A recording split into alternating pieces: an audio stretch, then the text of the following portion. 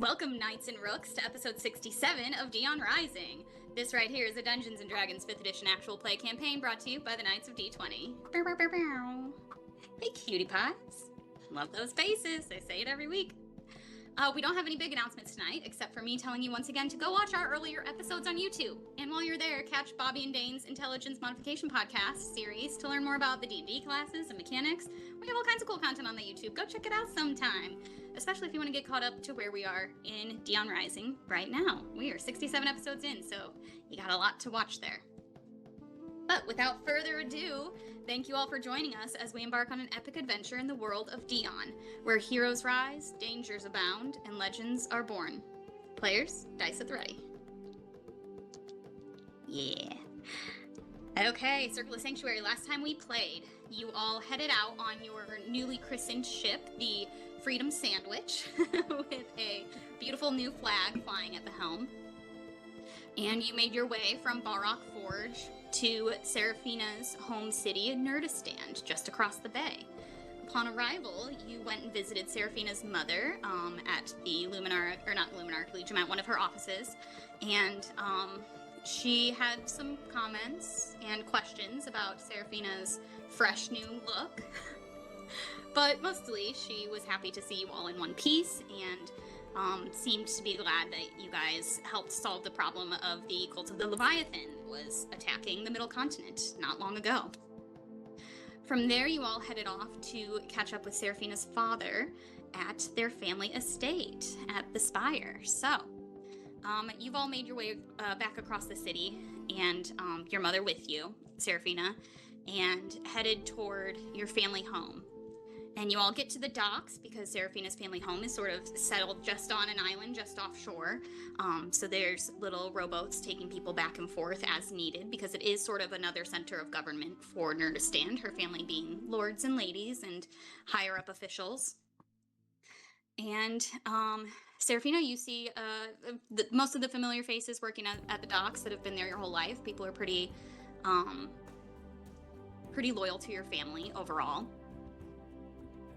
So, do you make yourself known, Seraphina, as you approach with your mother and all your friends? Or do you put your hood up? How are you going to approach this moment? I'm not going to put my hood up, but I'm not going to expect them to recognize me. I'm not going to... It's not a, do you know who I am situation. Okay, got you. Okay, beautiful, but your mother is with you, so, she speaks to the bit of staff who are there working your guys' sort of private dock and running the ferry back and forth. They greet you all happily, professionally, and send you across to your home, the Minaret, the large, almost like ocean green, towering building that you grew up in.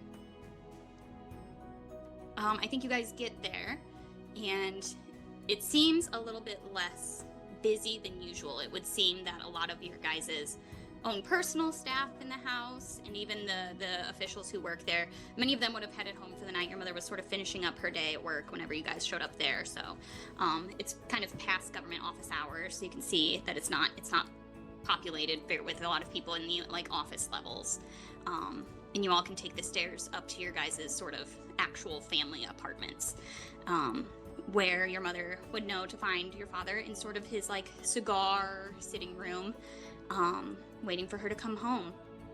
When she approaches, his door is open. You can feel that you can kind of hear and smell the smoke of a wood fire burning in the fireplace at the end of the room. And your father is sitting in one of his large wingback chairs, nearish to the fire. It's still pretty warm out in this season, but it's nice to kind of sit by the fire. It seems to be a ritual your parents have and have had that you know since your childhood, that they like to catch up and have a smoke and a drink together after their days and confer about what's going on at the Collegium where your father works, where he's the headmaster, and what your mother has done in the city with her businesses during the day. So she walks in, leads you all inside, and sort of steps out of the way for you all to enter because she wants to close the door behind you. And she says, "Darling, you will never believe who's here." And you see your father's head sort of poke around the edge of the chair and looks at all your friends sort of before he catches your eye and looks at Glitterbell at your feet, looking cute. And he says, My word. stands up and comes rushing over to you and pulls you in for a big tight hug. He sort of like reaches like fully around your big gown and squeezes you hard and is just like patting your head and seems to be very excited to see you. He's a very affable man. I fully lean in. Can I tell if like what his impression of my appearance is? Yeah, roll an insight check. 16. Okay. He seems obviously shocked at your appearance, but he doesn't seem as, I don't want to say your mother seemed put out, but more concerned. He doesn't seem super concerned. He works at the Collegium, so he sees a little bit more diversity in appearance, and he's seen some spells go sideways once or twice with permanent effect. So he seems that he's assuming that you're fine. He's sort of one of those men who's just kind of always optimistic until proven otherwise. Is kind of the vibe you're getting off of him as he gives you this big hug and sort of pulls back and holds you by the shoulders at arm's length away so he can really get a look at you. And he sort of like looks at, you can see him sort of like analyzing the sort of like scales on your face and the color, the way the firelight hits and the sort of reflection of the different pastel tones in the white scales. He just seems to be doing that sort of professorly but also fatherly sort of, my daughter has grown, but in a strange way. Okay. He's not gonna comment on a change in a woman's appearance outright. He has class. Okay. So I think kind of sensing that I will feel just slightly more at ease in his presence. I'll just go on to kind of explain. Yeah. We ran into a few situations, and what do you think? And I'll like give a pose like I'm not bothered by this. You have been practicing your sorcery, have you not? This is our draconic lineage shows more and more every day, and I can't say your brother or your sister went through this as they hit puberty, but as you come to be a woman, I'm not shocked that you're showing a bit more of our lineage. I must assume that this is some sort of magical effect. You must tell me about what you used for this. Is it permanent? I think it is permanent from what I can tell. Why do you think I should go back? Darling, I think you look wonderful. I think you look fierce, actually. He like roar. And then Glitterbell's also quite like becoming. Does Seraphina know about her draconic lineage? Or like what he's referring to when he says that? I think you would know like very, very vaguely that like many, many, many generations back, your sorceress lineage was given to this family by like a draconic patron of some kind, a dragon god of some kind. That's just sort of, but like it's so far back, you would have to like trace your whole family tree way back to actually sort of find that person. And so it's not sorcerer's lineages, it's not like you guys are dragons. So when he says that, he's just sort of like grasping at straws about why the magic would make this happen. Yeah. Okay. Okay. In that case, I'm gonna lean into it and be like, yes. It must be that it's just coming out for some reason. All those recessive traits. I'm not a geneticist, but if you ever have questions, you're welcome to visit the genetics hall at the university. But of course, darling, you look fabulous. You look wonderful. I'm glad to see you looking healthy and strong. Have you been working out? He like squeezes your shoulders. Yeah. Seraphina will flex. Your mother's just like rolling her eyes. She's like, darling, do you ever worry that maybe perhaps some magics aren't for the best? She says, no, of course not. That I think that this isn't for the best, Seraphina. You look wonderful, as I said. It doesn't matter what you look like on the outside. It's who you are on the inside that counts to us. But we worry about you, darling. You've been up to all kinds of different adventures, and She just sort of trails off. And your father says, well, darling wife, I mean, she seems happy and healthy and fit, and that's all a parent can ask for, truly. They both sort of look you over, waiting for some kind of explanation. Yeah, we've just been exploring, and actually that's part of why we came here. Seraphina's gonna try to shift the subject. She'll turn to her dad. She'll say, well, part of the reason why we're here is actually to help our very good friend Marway, and Seraphina will gesture.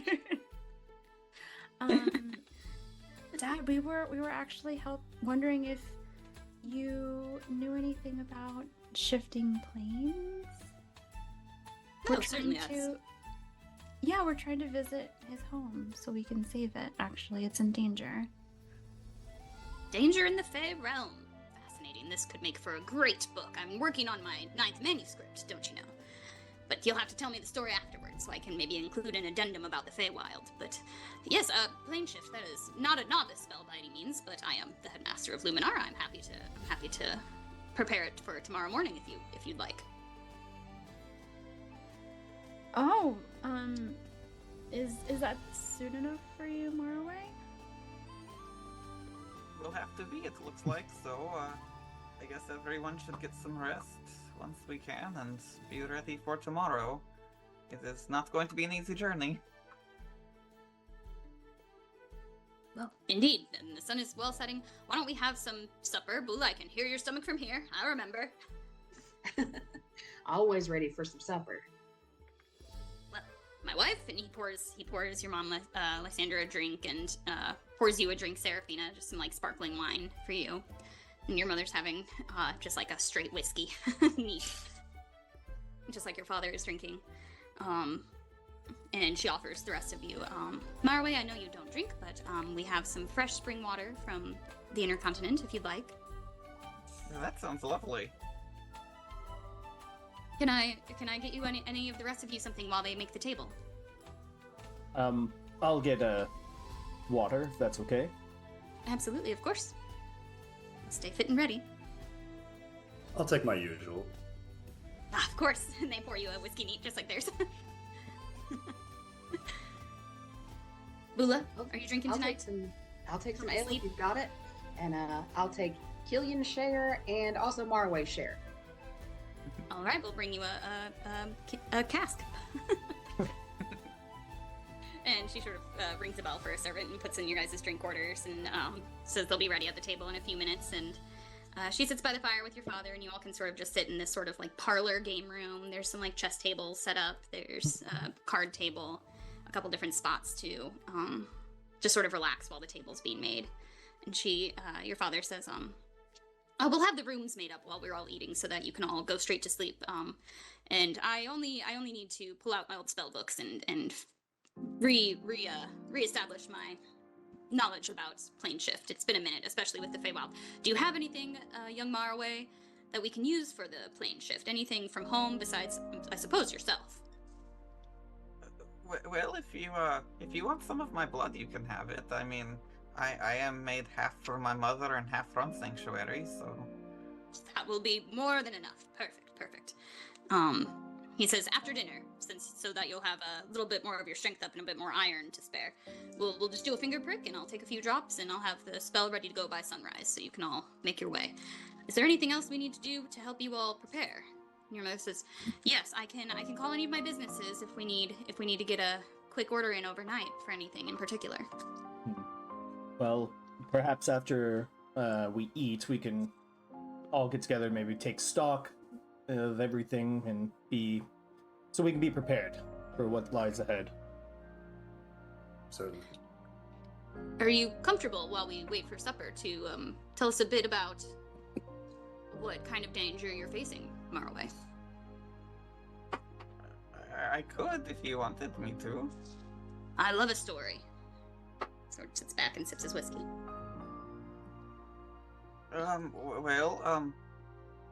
I guess I should start with the big bad. And he's gonna Morrowi's gonna sit down next to the chessboard that you had said is in the room, and kind of using these pieces explain each of the people waiting. Starting with right now the queen piece, which would represent Akhenaten, who is a dryad who, it would seem, seeks to become an archfey. Hold on, I need a reference. I have so many villains waiting for me, You're guys, so good. and it's Yeah, not if you gonna be want me to great. share a link with you real fast, I can send you the link. of No, what you I made. see it right now. Cool, good. On the other side of that is the two bishop pieces, one of which he describes as Belladonna, the mother and leader of a hag coven, the other bishop being the two daughters that really don't go anywhere alone. The two knights represent the wolf that I don't think Marway knows that y'all know about. I can't remember if y'all Right. talked to You her, all got pulled into one dream, didn't you? Yeah, I Yes, had yeah. a wolf. Yeah. but I don't remember if y'all had told Marway that you went. That I happened. don't- Yeah, that's true. You guys hid it Oh, from him that's after. He thought it was just another So dream. Yeah, Yeah. and he was unconscious for most of it. So Yeah. I don't think he knows that y'all have seen the wolf yet. That's Um, accurate. Okay. But it is waiting for us. And the other night is it's, well, to put it lightly, it is a dragon rider that had been brought back to life. So I don't really know if it's still technically dead or if it's alive, or I don't really know.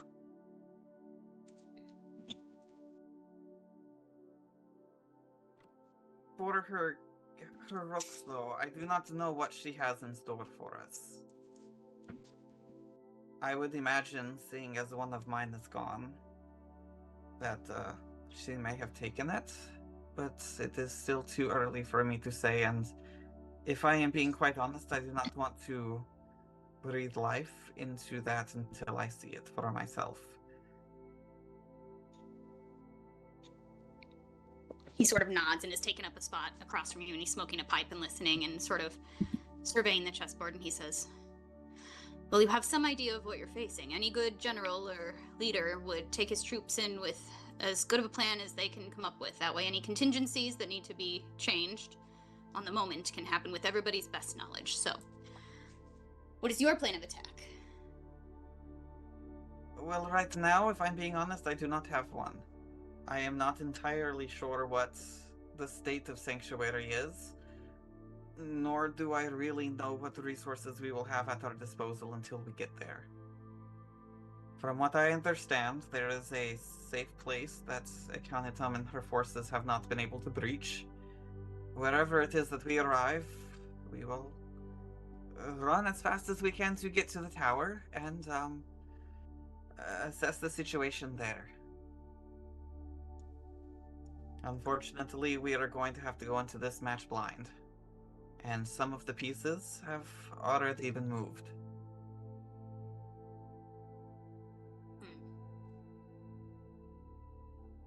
Well, what I would tell one of my students back when I was still a classroom professor is that sometimes going in a bit blind and with less information can help you think more clearly on your feet.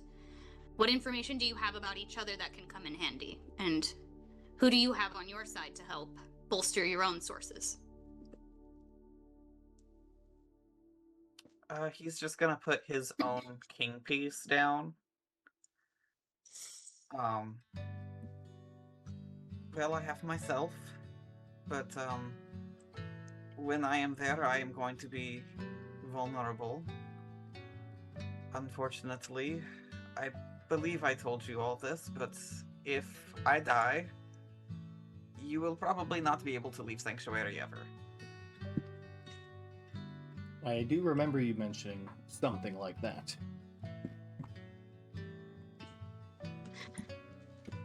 And then he's gonna place down a bunch of pawn pieces, one for each pawn on the board, that one of them has like what looks to be a flaming feather on it, one of them looks kind of more angelic. There's a lightning bolt, a moth, a wolf, a dragon, a knight, and one that I think everyone could recognize as Sir Lavender.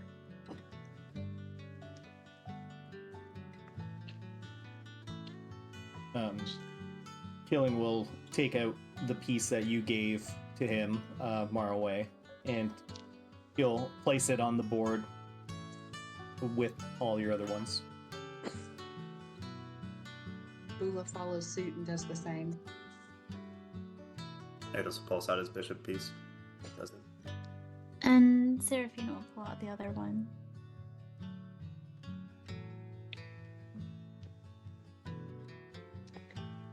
Well, okay, you've all been working together for some time, so what sort of teamwork and maneuvers have you worked on that can help you against such an army on the other side?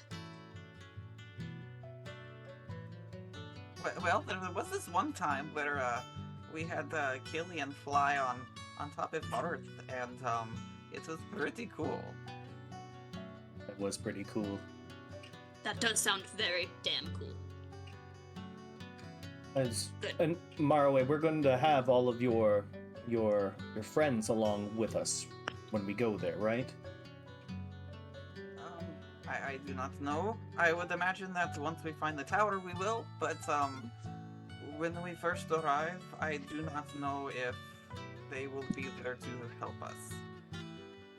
Crossing into the plane, I will have to send them all back, because what you normally see out here is not really their physical form.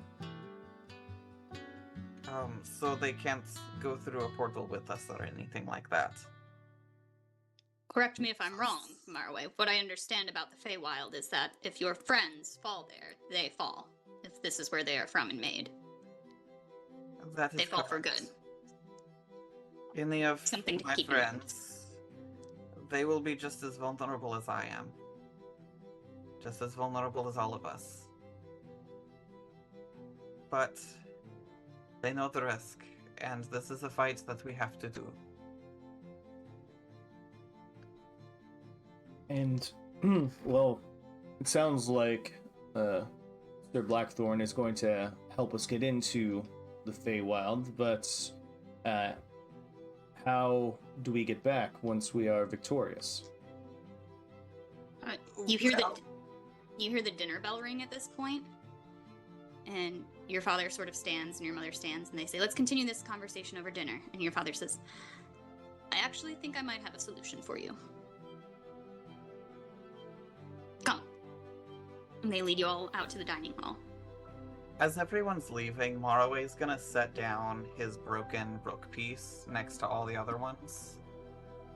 Kind of give it a look for a moment, and then continue on. Okay. You all head down to dinner.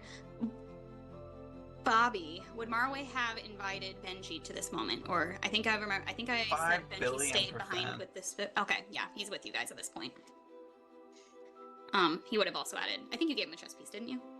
Mm-hmm. He has Yeah. Morroway's other rook. Yeah, he absolutely would have put his rook on the board with all of you, and is staying close by you as you walk. And you're greeted in the dining hall, already seated at the table. Seraphina, you see both of your siblings, your brother Cedric and your sister Evelyn, are both there. Evelyn, who you haven't seen in a while because she's been out of town working. She graduated some time ago. She's older than you.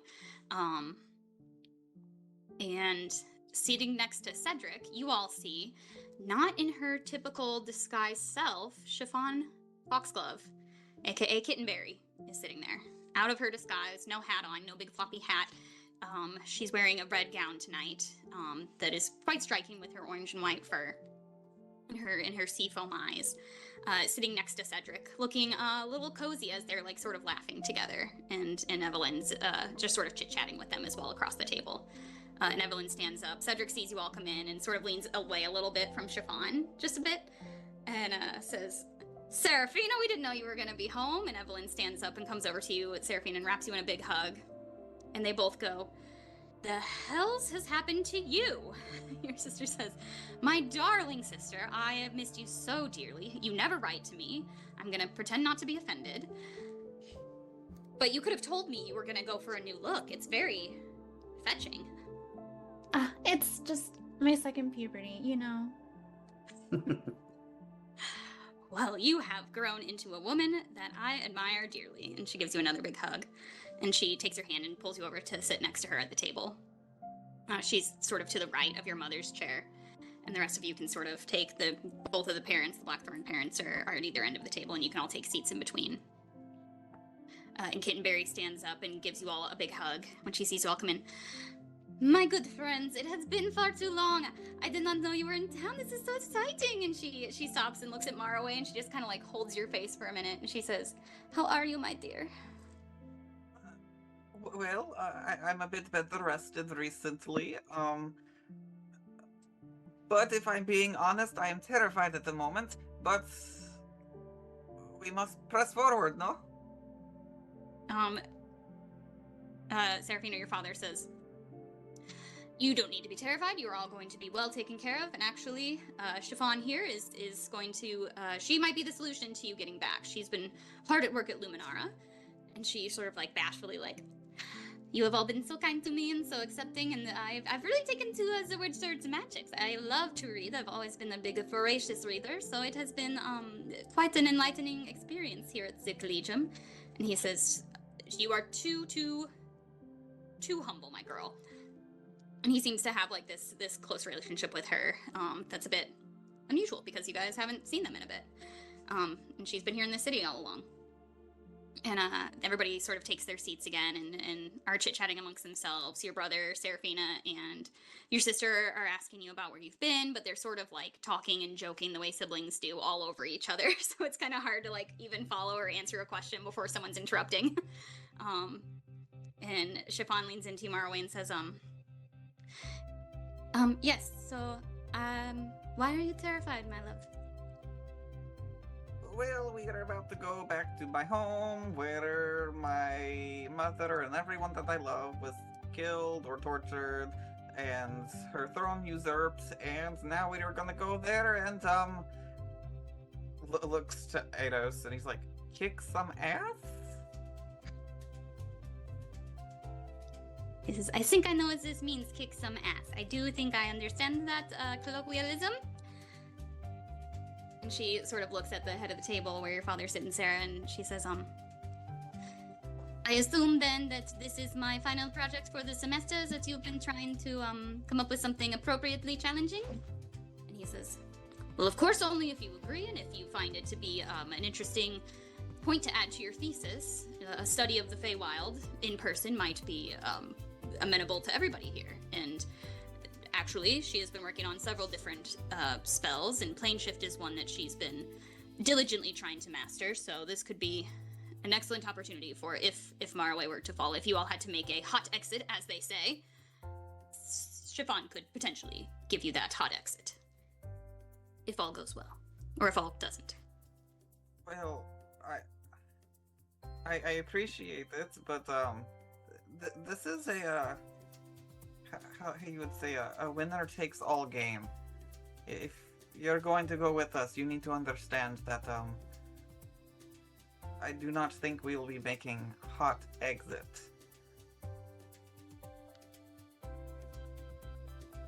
They both kind of nod quietly, and Chiffon says, well, my time here on the Middle Continent and here in Nerdistan, which I have, who has been so graceful to give me a home, has taught me, especially with the recent attacks, that, most of life is a winner-take-all kind of game.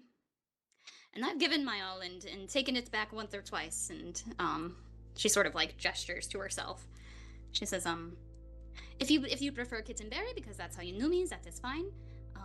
But I have reclaimed my position as Chiffon, partially because your brother Serafina figured out quite quickly who I am and who my family is.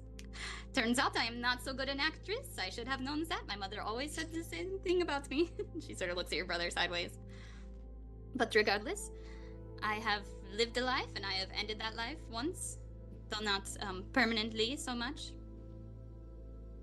I have trouble being afraid at this point, and if you have a home worth saving, I am your friend, and I would like to help you save it.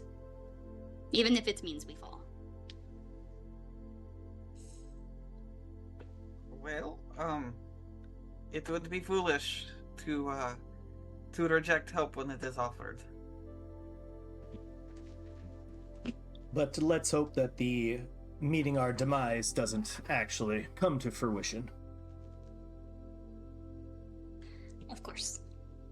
And your mother says, yes, I'm getting a bit weary of Seraphina always being quick to pick up on trouble and running off into it, so I would prefer it greatly if you all made it back, but, as Chiffon very aptly said, everything is a winner-take-all game with this life. We only get the one life to live, and I myself have done what I can for our city, and we've all put our lives on the line to help protect each other, and this is what is important, defending our communities. But again, I implore you, and she looks down the table at Killian and Ados, if you have the opportunity, bring my daughter home. There's no question. This is a better to have it and not need it situation than need it and not have it. Too true. And dinner is served. This big old rack of lamb, a big, full, they've had a full, suckling pig brought up all roasted on the spit. Whole bunch of vegetables and potatoes, all, wonderfully buttered and in cream sauces. And, a big fresh garden salad for Marway and everybody to share. And a whole plate of fruit afterwards comes up, as well as all of your drinks. And the family spends some time catching up and telling stories about the attacks that just happened, sharing news from Ozoled as they also do the same, rebuilding their city and trying to regroup after what has happened recently. Yeah, and the time passes. I would like Seraphina and anybody else who might have picked up on some vibes between Cedric and Chiffon. I was gonna ask. Yay. You are welcome to go ahead and roll an insight check as you watch those two interact and laugh together with the family, with each other. Yeah, I wanted to lean into Evelyn to kind of get her vibe and read. Yeah. She will lean in and whisper while the other side of the table is in a conversation. She'll say, they've been dating, Mother says, for about a month. They've known each other a bit longer, but...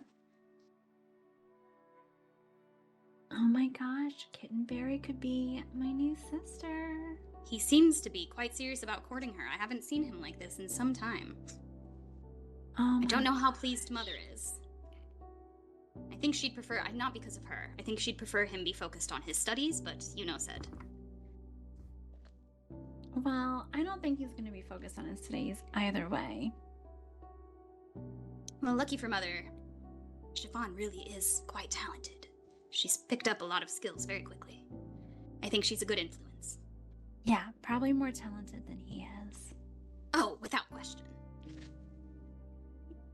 Certainly not Yeah, more we just talented than the Blackthorne. giggle aloud.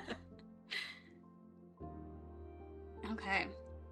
Yeah, and you all finish a very lovely dinner, and afterwards the plates are being cleared, and your mother takes a turn to, well, why don't we talk about what sort of supplies you all need for the journey? It's a good idea. Keeping in mind the city is still in a state of rebuilding and post quasi war, but I will do what I can. I have connections. All right, everyone, dump your bags out. See what we got. Bit of string. This bag, just so much more food on the table. No, now you build it. Oh, God. Why'd you put spaghetti I in have here? enough turkey legs. If there's gonna be a battle, I've got to stay fueled. As Why'd you far put as spaghetti in here? as far as other consumables and heals, move aside a turkey leg. I have a potion of healing, supreme potion of healing, 2 superior potions of healing, and a tincture of forbidden hunger that I'm sure will come in handy someday. I have a few potions. I have 2 just potions of healing, just regular potions. I did pick up a couple of things while in Tuzankin. But outside of that, I mean, I could probably wouldn't mind having another potion or two. We could get that. Do one of your books spell out when you empty your bag, Killian? Like I quickly scoop that back up. My bookmark. Everybody roll a trying to think what would be the fastest, like a dexterity check to try and read the title. Before he gets it back up. Sleight of hand check. See how fast I do it. It's a 6 for me. 14. 13. 7. Oh, Kelly, well, can you beat it? I rolled 13 actually. I rolled 13. Okay, so only Bula beats it. Is that right? I got 13. Would you? Yeah, 13. Okay. I got 13. Killian, yours was a 13. 13. Yeah, meets it, beats it. So Seraphina and Bula are close enough you can read the title. Killian, what's the title of the book they see? Oh no. If you want me to, I'll also come up with it, but I don't know if you have a list of the books that you have. Let's see. How many I have. I know I got I don't know how much time I've had to read. Still working my way through the Siren Song of Love. Yeah, you guys see that book cover, and it's definitely like a very beautiful, like, hair covering her naked chest woman, like looking forlorn and lost while a man reaches for her across a beach. Very 80s romance novel. I catch Bula's eyes because I saw that she saw it too, and I'll like mouth it to her, like the title of the book. Excitedly. What's that mean? I'll tell you later. Do I want to know? Okay. What else? So I'll your mother says I can procure you a few basic potions of healing. That's easily enough done. We should have a fairly strong supply still. What else? What about my apothecary also makes some various oils. I believe we have quite a few oils of sharpness left over. Would one or two of those be helpful? Yeah, absolutely. I'm sure Bula and I could make good use of it. Okay. And what else? What else do you need? Are you all do you all have suitable weaponry and magical armaments? Well, I'm pretty sure we are always strapped, so to speak, for magical armaments and things of that nature. Did you have anything available for us, potentially, or? A bit more hard to come by anything that's not been heavily used in the past few days, but I can ask.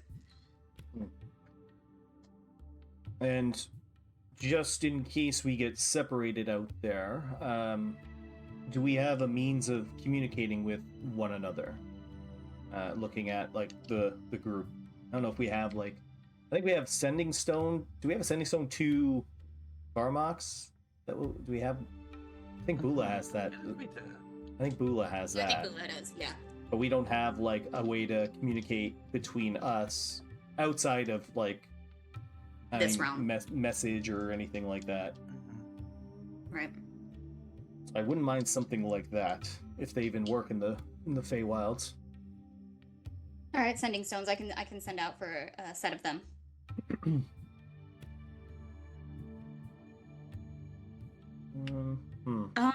Marley, what is the nature of this? You said her name is Akhenaten. Is she? What sort of? Do you know much about her? What she's able to utilize as far as magics go? Only a little bit. Most of the time I knew her, she was just a normal dryad, and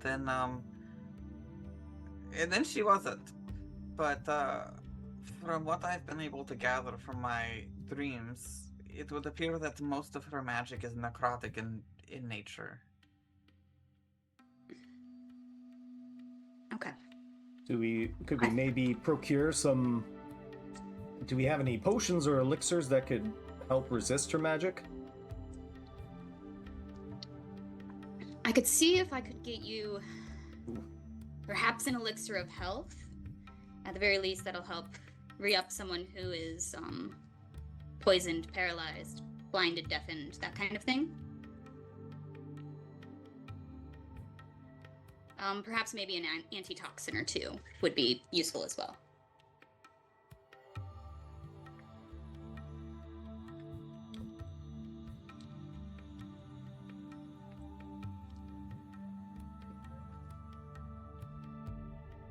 Jumpa faded into the mist.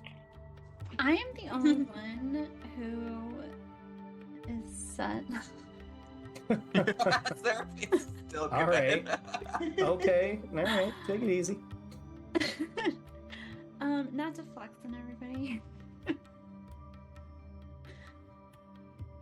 You do love to What shop, is- I'm not surprised. What happens when he comes back? Everything goes Like back to now. normal. There he is.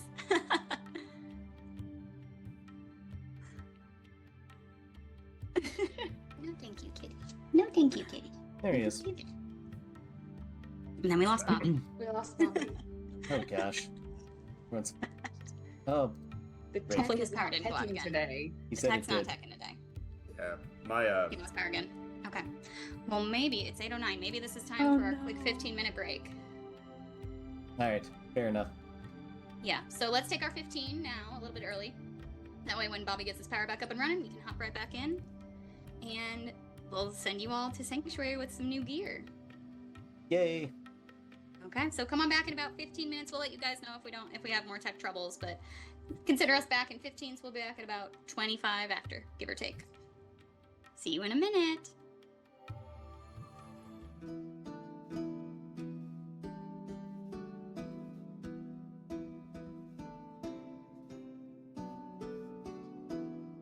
Welcome back, kiddos. Thanks for hanging out with us while we took a little bit of an early break. Forgive our tech difficulties. We're getting it all figured out. Don't you worry about us. We're here to play some D&D. Oh, but Seraphina's gonna be, or Melanie's gonna be the DM. I So- felt drunk with power. You should have just taken a ride over. Okay. So, you guys have sent Seraphina's mother away with some orders that she'll hopefully have here ready for you by morning. Seraphina, were you interested in sneaking off into the attic to see if you can find anything interesting up the stairs? Yeah, I'm just gonna rummage around the house. Yes, in the attic, just to see if there's any just magical items lingering to be discovered. Okay. Okay, do me a favor and roll a d20 and tell me what you get. Don't add anything to it. Okay. 10. Okay. The first thing you're able to just like easily find, it is a like brass bottle. It looks like with like a little glass window so you can see in it, and it's got like a stopper on top. And you open up the stopper, and there's like a powder puff in it, like it almost looks like a little makeup implement of some kind. I don't know that you would know like right off the bat what it does, but you can roll like an Arcana check to try and figure it out. Or you can like have one of your friends help you if you wanted to show them. I mean, I intended to just like put it on my face, but all right. You can. You can just attempt to put it on your face and see what it does. You're welcome to if Seraphina would. I will.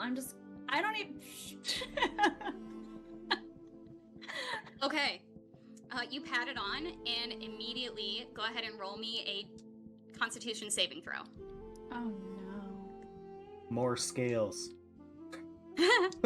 It's a 19. A 19. Okay, so you pass. But like you feel this like tickle in your throat for a minute and like that horrible like I have to sneeze feeling behind your eyes and nose. And it goes away, you fight through it, and you're like, oh, okay. You think this is probably like a dust of sneezing and choking. Okay. And it seems like as soon as you like puffed it on your face, like just sort of like using that powder puff, like more dust than should have happened just like spreads out 30 feet around you. Oh my gosh, am I just covered in dust? Yeah. It does look like nice makeup dust, like a very fine white powder, but yeah. Oh, so like, is it worth it? Comparing to how good it looks on my face right now. It does look pretty nice. Gives you a very like glowy finish. Okay. If you want to keep looking, roll for me an investigation check to see if you can find anything else interesting. Okay. Yeah, I'm gonna keep rummaging.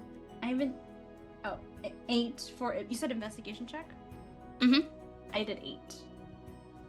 Okay, yeah, I don't know that you're gonna really find much else, but I'm gonna have you roll me one more d20 with that 8. Okay. I have 18. 18. You find you find what is very well labeled a deck of many things.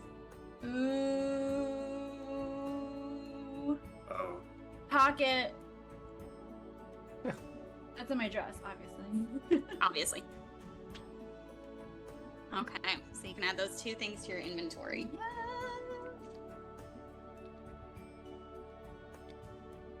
Chaos, here we come. It's like the most dangerous character to have it with, too. I know. I can't believe that she rolled an 18 on that one. Amazing. That was one thing on the list that I was like, it's crazy if they get that. Okay. Other than that, anything else anybody would do tonight before you all go to bed to get your rest? You know that Papa Serafina, Papa Blackthorne is going to be ready to send you all off in the morning at sunrise. But if you have anything you need to do in the night before then, I think Benji is sticking by Morroway's side. He's going to do another dream spell on you so he knows you'll get one more night of good sleep. I think Eidos, though he has full confidence in this group's ability to make it through this extremely dangerous situation, he's just going to write a letter to Jade. Not a goodbye letter, but maybe one with a little more nervousness in it than usual. Just kind of reminding her that he was thinking about her without really going into specifics. Okay. Yeah, you can send that letter off with the morning's mail. Killian's going to kind of sneak off from everyone just to find a quiet place. And he's going to pull out the sending stone that is linked to his sister Genevieve. Mm-hmm. And he's going to send her this message. I'm going to the Feywild tomorrow. If I don't return, continue my work. Find our family. Don't trust Blackwood or Voss. I love you, Genevieve. Okay. Takes a moment, but hear her voice come through the stone. Please be safe. Make it home in one piece. But if you don't, I will.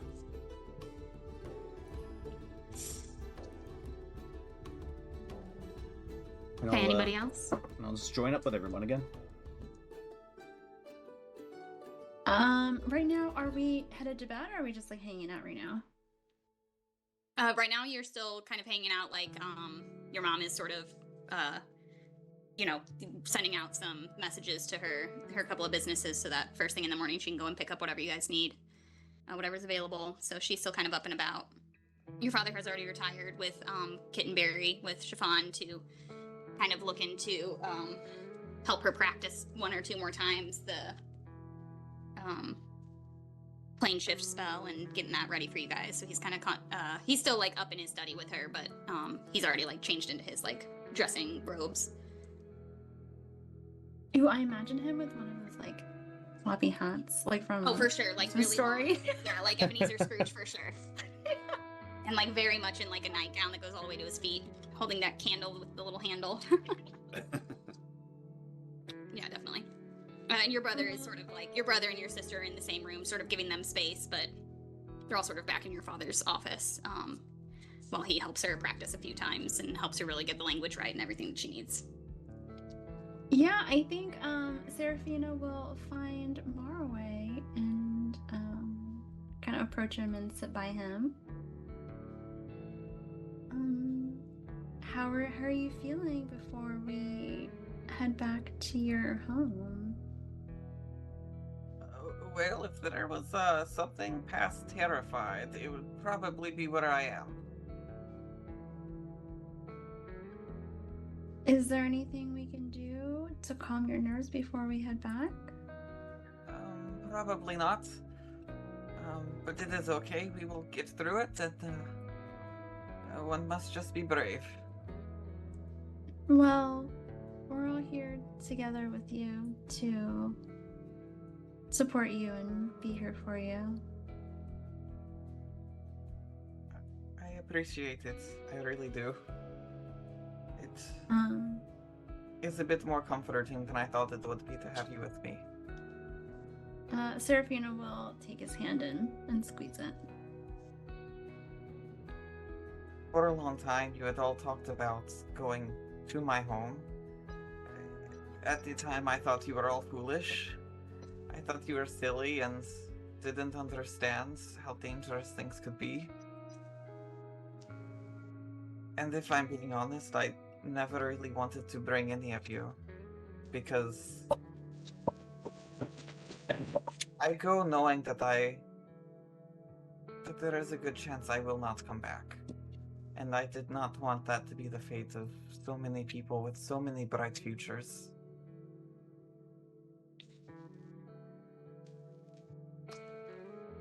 Well, we're in it together. I suppose we are. I guess if one bright future is going to be snuffed out, we might as well take them all, yes? You can't snuff me out. I'm too fabulous. So it would seem. Are you two just having this conversation, like, kind of in the general vicinity where we can kind of hear? in the sitting room, in the open. Yeah, Killian is just kind of like lining up his ammo for his gun that he has, and he's like loading up bullets. Cleaning his gun. Yeah.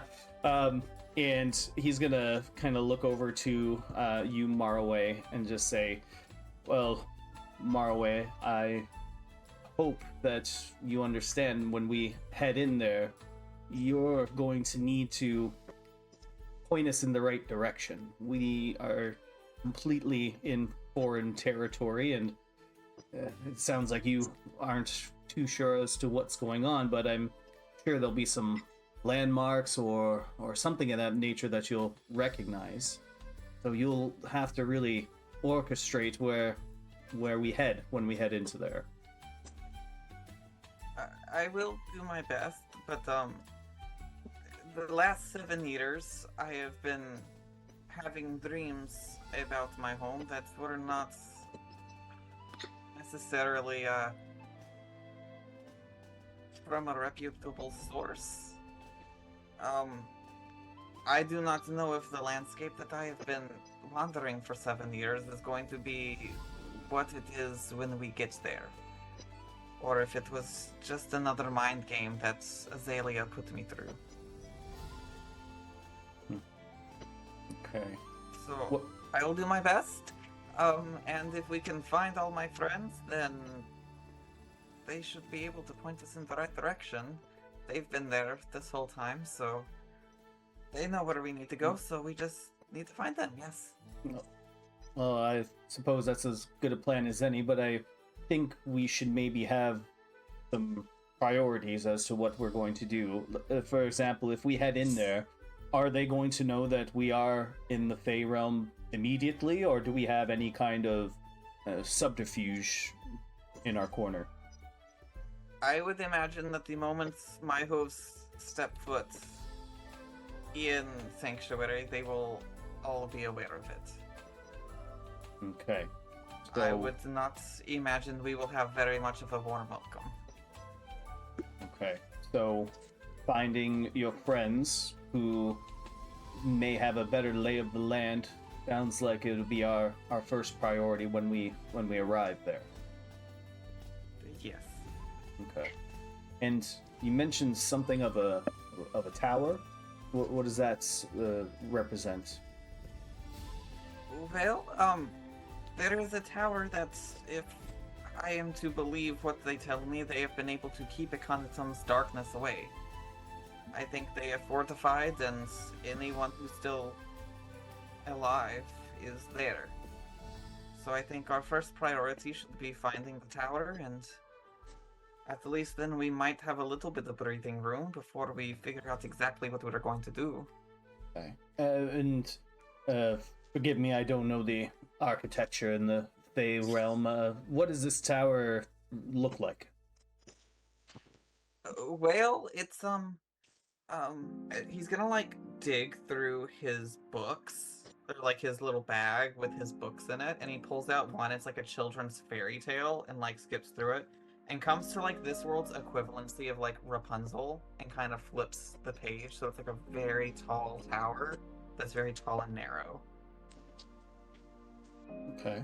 All right. So, and is it quite a large structure, easy to see from a distance? Perhaps. Again, I do not really know what the landscape is going to look like. I don't know if it's going to be big tall thorns everywhere or smog in the air.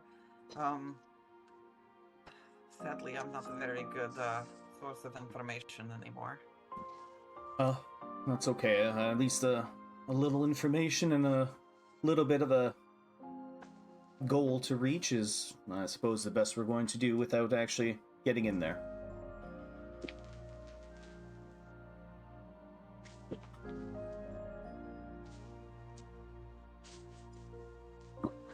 Okay.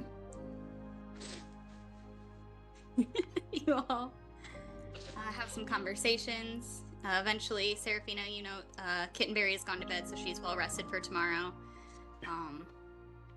Your mother and your siblings and your father are all sort of sitting around, and your mother pats the couch next to her, the little love seat next to her, for you to come sit.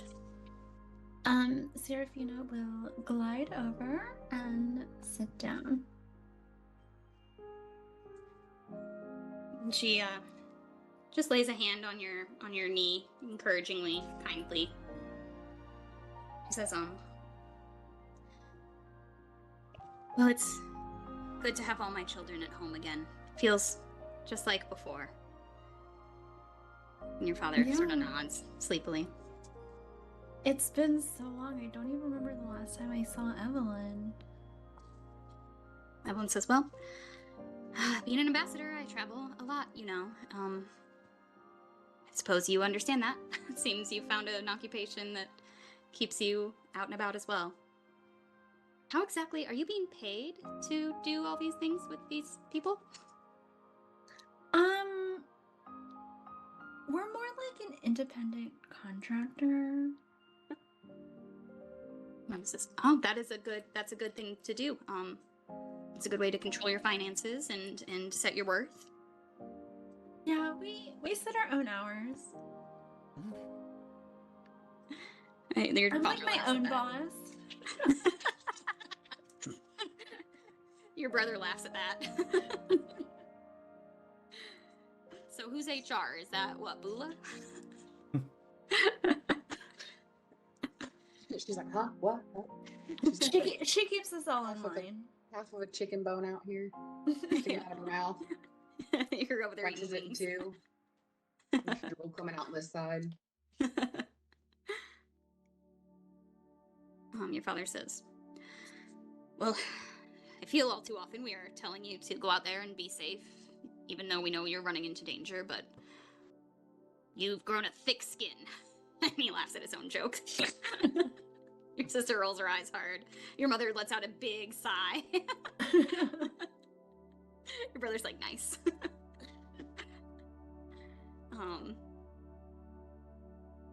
They say, your sister sort of leans over to you from across the coffee table and says, I know you don't seem ready to talk about what happened to you recently. But I hope that when you come back, and I say when, not if, because if I lose a sister, I'm not going to be the only Blackthorne girl here to let Cedric run all over me, so that's not an option. when you come back, I hope you will tell one of us, maybe, if not all of us, a little bit of your story. And well, you seem like you're holding your own these days, and I don't remember that being the case when you were in school. And I don't say that to be mean, but if schooling didn't work for you, I'd like to know what did. Well, yeah, I hope we have time to chat when I get back. And maybe soon after we will be able to chat as a family and possibly with a new sister. Cedric just Kind of like looking over at Cedric. Whoa. Yeah, he's like, whoa, we've only been together a couple weeks. Come on. That's a little fast. It's a little fast, Eric. Come on. There's like, Cedric, take your time. You haven't even graduated yet. And just goes, well, yes, you're going to find time to have a coffee date, and you can tell me everything you've been up to and what you have planned next. I want you to know the option is always open for you to come work for me if this all becomes too much. I appreciate it, but I think I found something good for me, and I kind of like look over to the group. Cedric says, yeah, well, if you come back and you don't tell us what's been going on with you, I'm just gonna have to ask Ados, and you know he'll tell me if I get a couple glasses of wine in him. When she says she found something good for her and she looks over at the group, at that exact moment, Bula, like, kind of coughs, sneezes, you're not real sure which one, but she blows like a snot bubble out one nostril. Just like goes one of these, flicks it at the wall. Ados is sitting across from her, and it's just a look of horror on his face as he holds the world's tiniest cup of whiskey. And he's, in poor taste. These are people with class, Bula. Benji's over there sitting by Marway, like kind of falling asleep on the couch, and it's just like, Bula, even I know better than that kind of manners. Yeah, she's just, huh? What?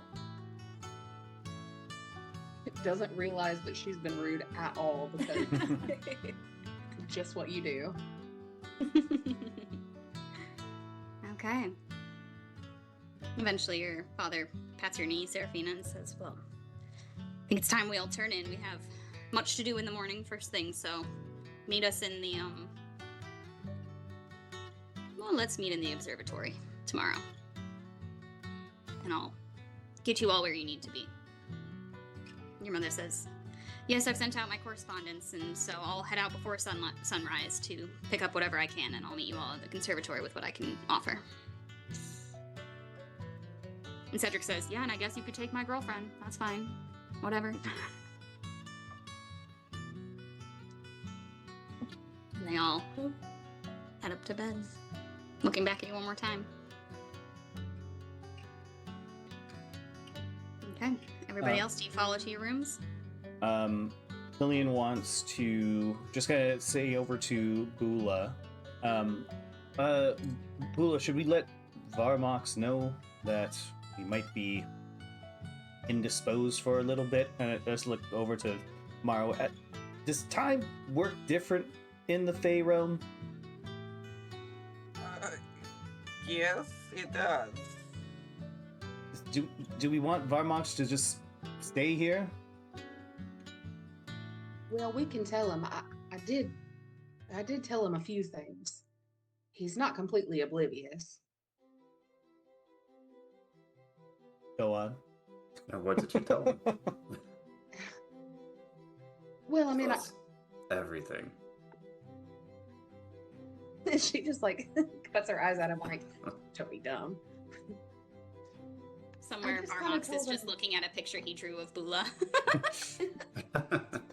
Touching it. It's so Told him a little bit about what our mission might be coming up.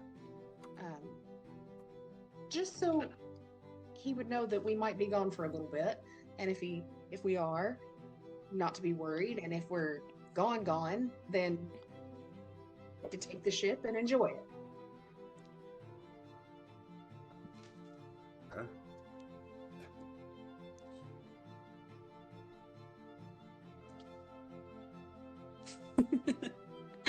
Okay. And then, sorry, one last. Killian's going to just kind of pull Bula aside really quick. Bula, can you come with me real fast? I suppose, do you have like a midnight snack over here? He just grabs like cookies off the table or something. That's there. Now I do. Okay, she follows you. And so Bula, obviously we're going into foreign territory, and given everything that Marway has said, I already know that you will, put yourself on the line for Marway's safety, and I just want to emphasize how important that's going to be when we're in there. We don't know what dangers we are going to face, but we know that they're going to target Marway specifically. So he's going to need your protection, more than ever when we're in there. Bula kind of snort laughs a little bit at Killian, and she kind of pats him on the back harder than she thinks she's doing. She says, "You think you have to tell me to protect him? I've been protecting him longer than you've even known him. That's what I do." Just wanted to make sure, and I'll do my best to support him with my magic if the need arises. But I also now we have to look after Chiffon coming with us as well. So I just worry that me and you are going to be spread quite thin, but Not to be insensitive, but Chiffon made her choice. And in the grand scheme of things, she's not the one that matters here. I know where my priorities are. And besides, you're going to help with magic, and she starts to kind of like rub her chest together a little bit. She's like, and I've got a little magic of my own. Got these babies locked and loaded, and that you do. Anything that's going to come after Marway is going to have a real hard time getting to. Good. Just wanted to make sure our minds were alike. She snorts again, and under her breath, as she shoves the cookies that you grabbed into her mouth, she's like, I had to make sure I was going to protect him. What's he thinking? Mine like a sponge. She's just like kind of giggling and saying nonsense to herself as she kind of walks away back to wherever Marway is at, and getting ready for bed.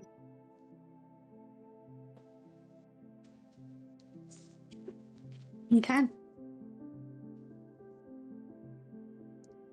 Marway Benji comes into the room with you and Bula after he's gotten ready for bed and brushed his teeth and everything. And sits down next to you on the bed where you're settling in. Are you sleeping under the bed or on the bed lately? On the bed. Ooh. He kind of sits down next to your legs and looks at you and Bula both and says, we're going into some real hot water tomorrow. I know that. But I'm glad I'm going into it with you two. And Marway, if we survive this, Bula, close your ears. Remind me to give you the biggest kiss you've ever gotten. Ha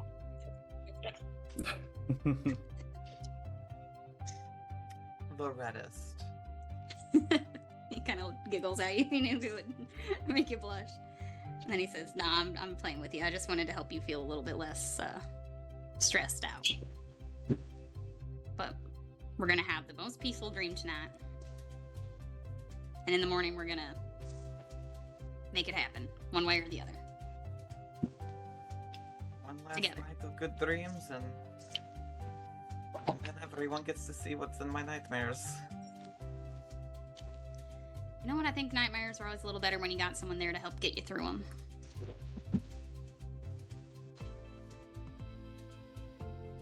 And he sort of adjusts and lays down next to you, head on the pillow next to yours, and takes your hand, as you guys have gotten used to doing, to get through the dream spell together. He says, Bula, I think we're safe here. Make sure you get some sleep tonight. She's on the other bed in the room, and she just, after hearing that nonsense, she's already turned over and like put a pillow over her head.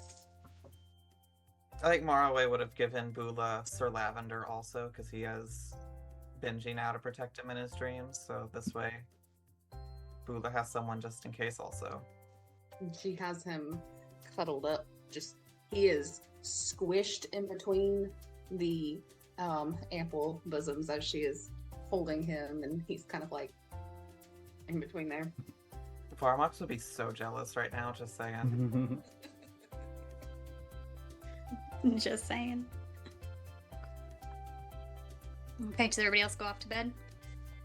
I think so. Yeah. Okay. Morning comes sooner than most of you would like. Not soon enough for some of you. And one of the maidservants comes around and just gently taps on your doors until they hear everybody starting to move and rise, to let you know that it's about time to head to the observatory to be transported out. And as you all kind of gather your things and start heading up the long spiraling stairs to the top of the minaret, Seraphina's home, past the attic where she found a few interesting magical items the night before, you make it up to the observatory, which is it's a small room with a couple telescopes set up and big openings in the top of the minaret in the roof. And since the sun is not quite up yet, the stars are still shining. It's a full moon tonight, and the moon is still just setting as the sky starts to slowly turn purple and blue as the sun is approaching the horizon to start this interesting day. And Seraphina, your father shows up shortly after you all do, sort of groggily, as does Chiffon.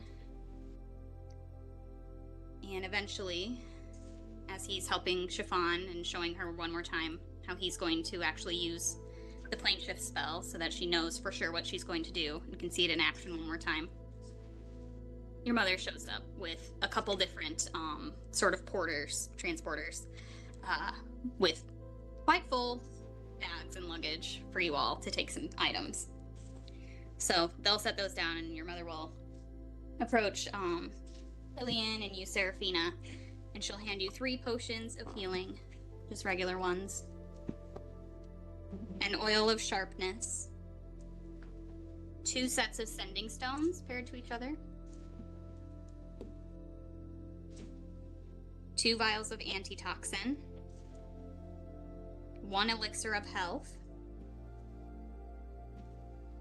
And then she says, I'm sorry we didn't have many weapons that were just able to be taken right away. We want to make sure we keep the city well armed, and we used darn near everything to the point of exhaustion. But I was able to find something. And she goes over, Marway, where would you be in the room as you're waiting?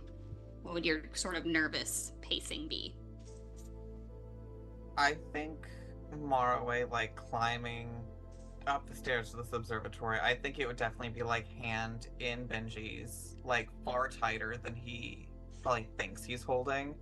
Mm-hmm. And probably the other hand in Bula's. Because this is absolutely the last thing he wants to be doing. But it is the thing that he knows he has to do. And there's not really any running anymore. Yeah. She comes up to you and sort of takes note of you, puts a hand on your shoulder and gently squeezes, sort of reassuringly. And she pulls from under her long cloak a staff. And it is intertwined. It's sort of very naturalistic. It looks like it's just sort of a twist of different hardwoods. It's very lightweight. It's almost like sandy in color, very pale wood. and within it there's little vined flowers all woven through it. And she says, this was actually one of my first staffs when I came to Luminara. And since I'm putting the burden upon you to bring my daughter home as safely as possible, I hope this helps with that. And it's a staff of healing for you.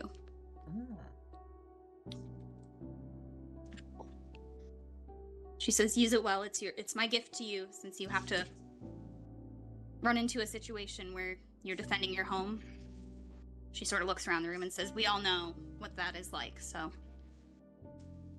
I do not envy you your task, but I have faith that you will see it through. I will do my best, and I will do what I have to do. I'm sorry I could not do more, unfortunately. As I said, the city is still under operation, but please, if you need anything more, find a way to get to us, and we will do what we can to defend you. She gives you one more knowing squeeze on the shoulder Maraway, and she turns to her daughter. Comes over to you, Seraphina, and sort of like strokes your scaly cheek. Says, you truly are a wonder. Hugs you and gives you a big kiss. Yeah, Seraphina will give her mom just a really tight, long hug, because she might not be home for a while. And then she'll kind of pull back. She'll say, you know, I can bring myself back. Myself back, too. You have all kinds of new skills. You must come and maybe do a lecture when you come back at the Collegium for the students. People always want to hear what I have to say. That they do, darling. You are a Blackthorne, after all. She sort of almost tearily steps back. Your mother is very composed, so she does not let a tear fall. You can see the eyes starting to well as she pulls back and straightens her posture and sort of steps off against the wall so your father can do his thing. And he has set up everything that they need for the plane shift. And he sort of looks to Maraway, to his daughter quickly, but back to Maraway, and says, on your leave, sir. I think Maraway will look left, then look right to all of his people, then give the nod. Okay. He says, please link hands in a circle. Last chance to back out.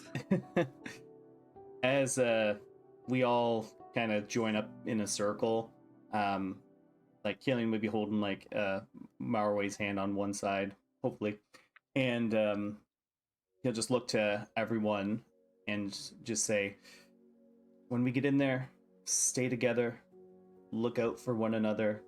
And then I'll look over to Maraway and just smile at him and say, let's take back your home. And with inspiring leader, everyone gets 14 temporary hit points.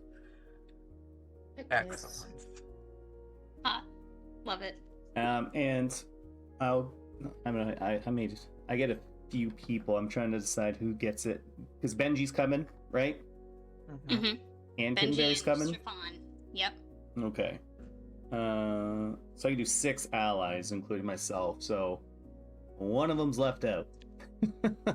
I'm going to give it to Chiffon, just because I know Benji can, take care of himself for the most part. Yeah. Before Chiffon joins up her space, I think next to Seraphina and Ados, she gives Lady Blackthorne a hug and comes over to you, Maraway, and gives you a very quick kiss on the cheek and a wink. And she says, you have been the best of friends to me.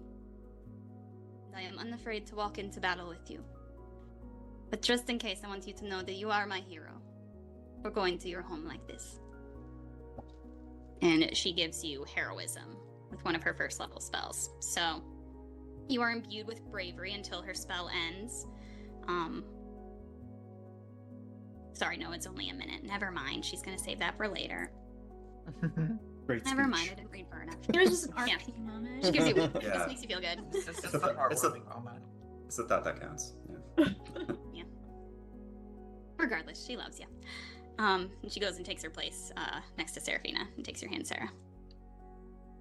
And she says, I haven't gotten to mention it yet, but I do love this new look. You look very chic. Oh, thank you. Thank you for noticing. Of course. And she slowly defers and puts her eyes back on Lord Blackthorne as everybody joins hands.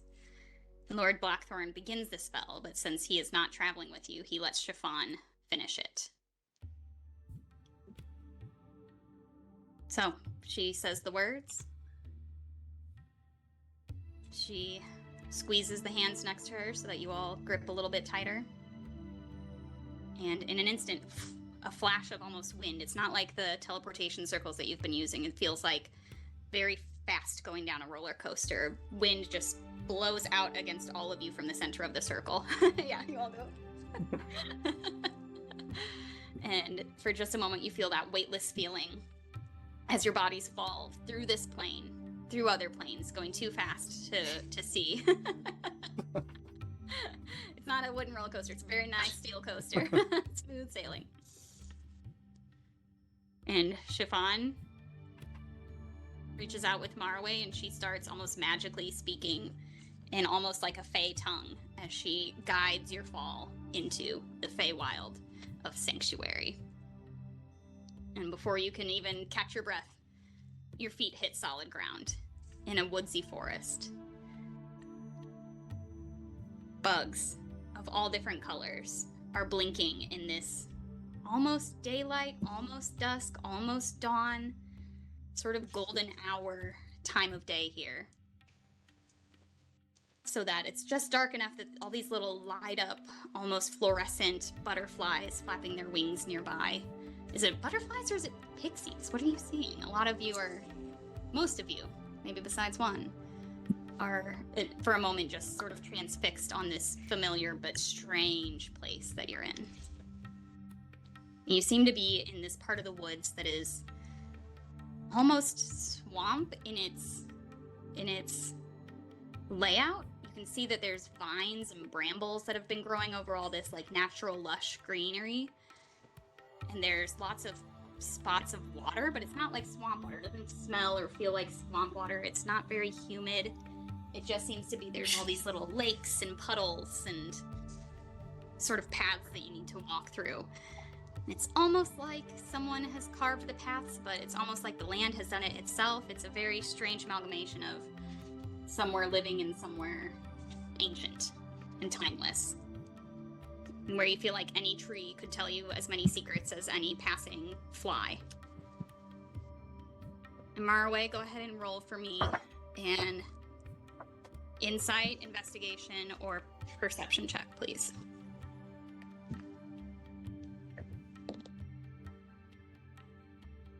It's gonna be an 18 on insight. Okay. Yeah, this is not the sanctuary that you knew from your childhood, but it is. It has certainly been overgrown. Not in a good way. Not in the way that you want the natural wildlife to be growing and thriving. It's wrong and it's dark. Not in a literal sense, but in a way that you can feel in your heart. These vines that shouldn't be here and this sort of unbalance of nature just sort of presses upon you as you look around.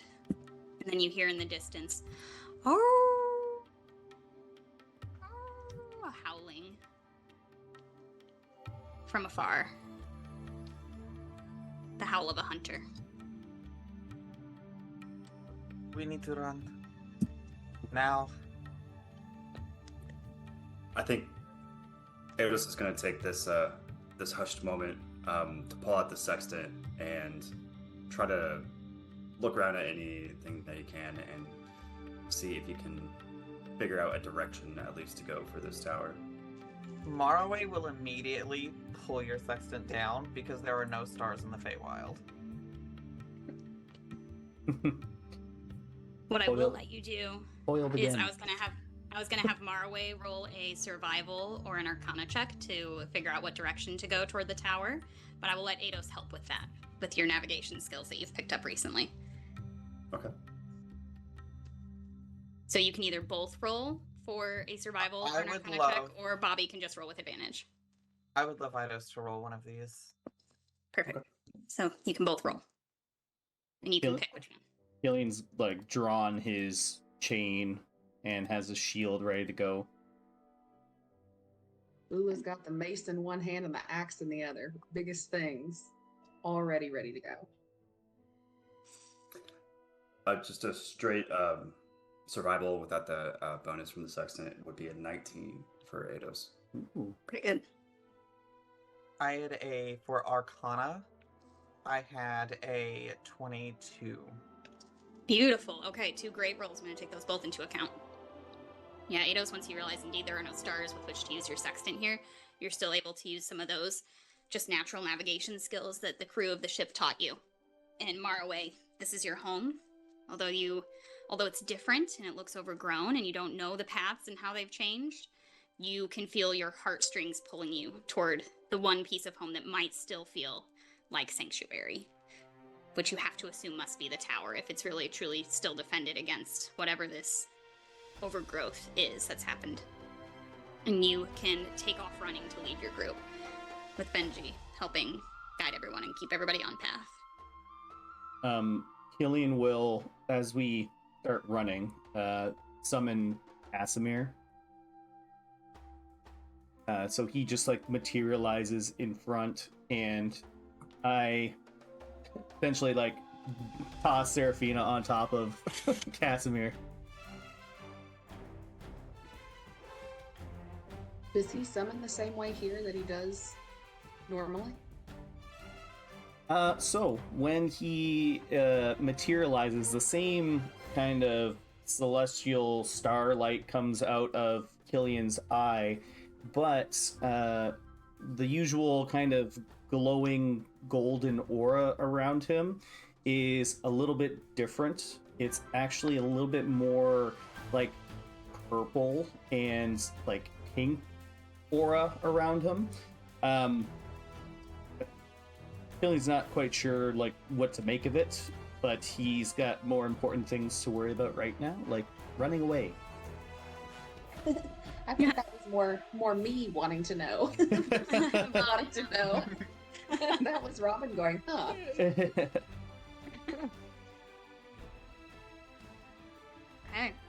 Bula, I would like you to roll an insight on yourself, please.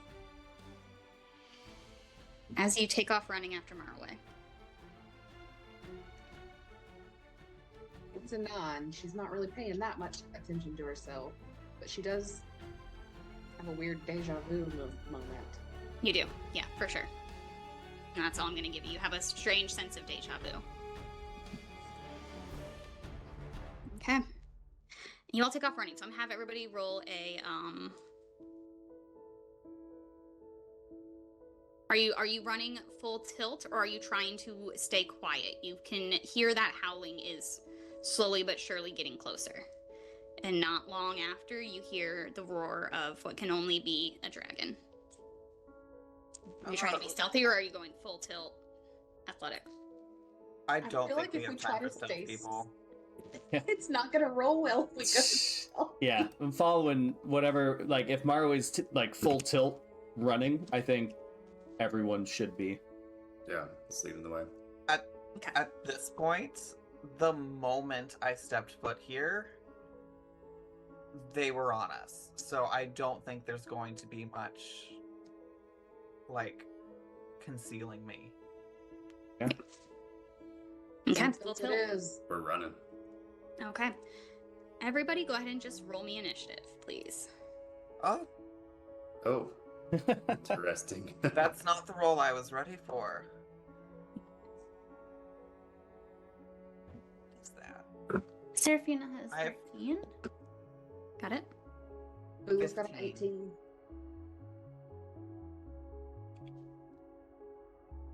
Got it? 10 for Ados. 11 for Killian. Got it? Marway, what was yours? 15.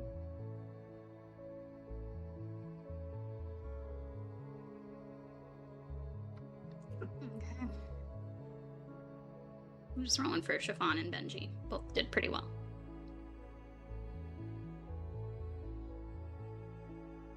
Okay. You guys are off like thunder through this wood. You are avoiding pools of glowing water. You are rushing past different, like, strange four-legged spiders that are building the webs up in the trees. You run past all kinds of different little flora and fauna that sort of seem to be hiding and or maybe trying to trip you up at times, it seems, but you all rolled fairly decently on that initiative roll. So before long, you can hear those howls and the roar of a dragon getting closer and closer to the point where eventually you can hear the wing beats behind you. Sort of, and then you hear the crashing through the trees before you see the shadow of the dragon flying overhead. But you all manage to dodge and duck, and you can feel eventually almost that sort of panic of we're not going to make it. But with those two awesome rolls from Marway and Eidos, they keep you on a straight path, and eventually through a break in the trees, you see a tower. And I'm going to go ahead and activate the map for you guys.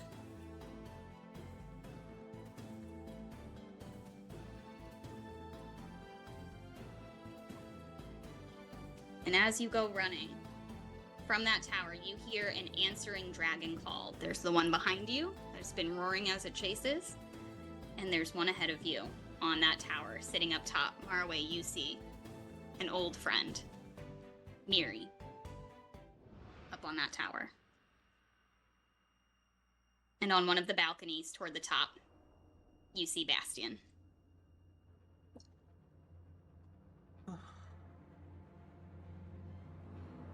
I don't think that's gonna stop the running. We are still doing everything to get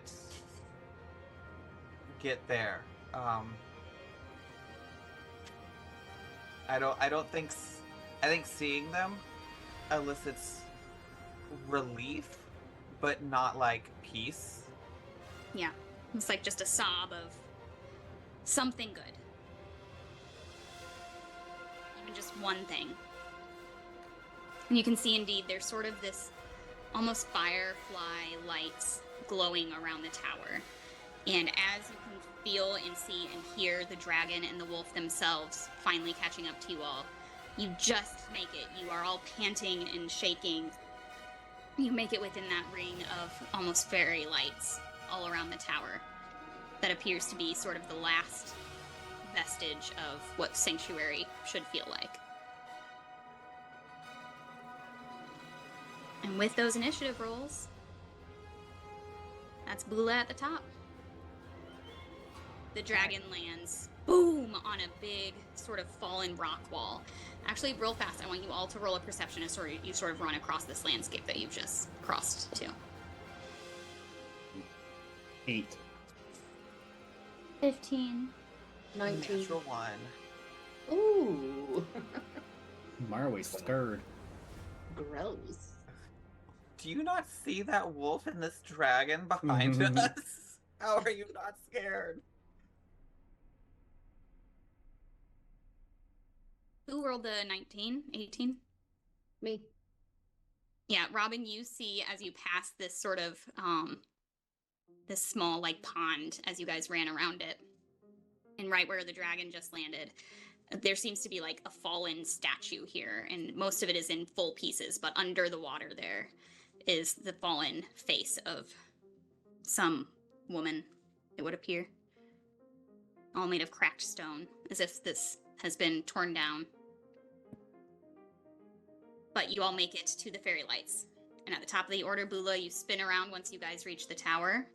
And Marway sort of steps up on that first level balcony to meet Bastion. And you have the dragon and its rider. And that horrible wolf that you saw in Marway's dream. I Both did. emerge I from the slept tree through line. that night. That's I true, slept you did. peacefully through that night. That's true. But he did mention the wolf, so you know what you're looking at once you turn. Okay. So, here's the thing. Bootla's not great at ranged weapons. So the first thing that she's going to do is she's going to look to see that Maraway got up on that kind of parapet to make sure that he is safe, or at least somewhat safe. Then she's going to turn back to these guys, and the first thing that she is going to do is she's going to scream with so much rage. So let's activate that fun stuff. Because who doesn't like a raging orc? Okay. Half orc. Excuse me. I will say you would have noticed also, Bula, the water parts of this map. You noted as well when you ran past, there's some like dead Fey bodies floating in some of them, but it's all pretty shallow water. So it's just difficult terrain to go through the water. So it's just gonna be half movement. So I guess my next question is, what happens if we move out of the fairy firelight? Great question. I don't know that you'd know. You can roll an Arcana check if you can roll an Arcana check if you'd like to try and figure it out. I mean, raging half orc is not really thinking about Arcana at this moment. Yeah. Okay. All right. So as she screams and rages, you see this weird, like, well, they're not even that close. Dang it.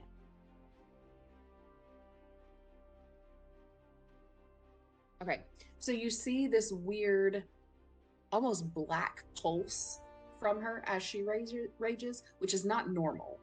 And it seems like it goes about 30 feet around her in just one pulsing wave, which I don't think hits anybody because they're farther than 30 away, aren't they? Yeah. I believe so. Yeah. Dadgummit, that was slightly wasted, but I don't have a choice. Okay, so so you see that pulse out from her, and then it seems like it kind of fizzles away, nothing happens, and then she just glows slightly gold for a minute, especially in her cleavage area, as it were, because, you know, that's the magic. And it seems like you can tell that she gets another extra 12 temp points. Very nice. All right. Seems a little bolstered. She seems a little bolstered. Yes. Okay. So then she's gonna go ahead and run out of the fairy fire. She's mad. She doesn't care. She is running.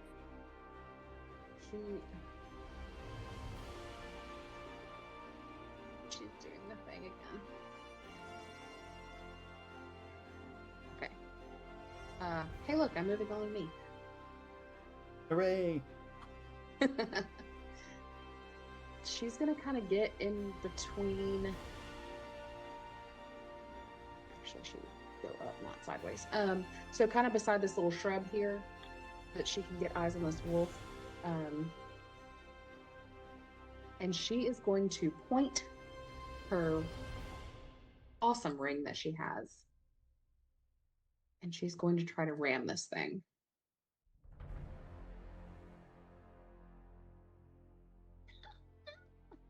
Not with that, she's not. Okay, I'm gonna use a luck point. Are you kidding me? I rolled a 3, used a luck point, and rolled a 4. Oh, that's painful. So that makes it a 11 to hit. that does not hit. Yeah, that's not surprising. She kind of looks at it and then shakes it and then points it again. Oh, thank goodness. All right, that's going to be a 26 to hit. Okay. That does. Were you going for the wolf, the dragon, or the horseman? The wolf. A rider. It's right there. Wolf, Yeah, cool. it's kind of Yeah, that sneaking is. around the side. Yep. She's bold, but she doesn't want to be stupid. She's got to stay okay for Maraway. So that's going to be only 8 points of damage. because my dice hate me. And it's pushed 5 feet away from me. Nice. Okay. Then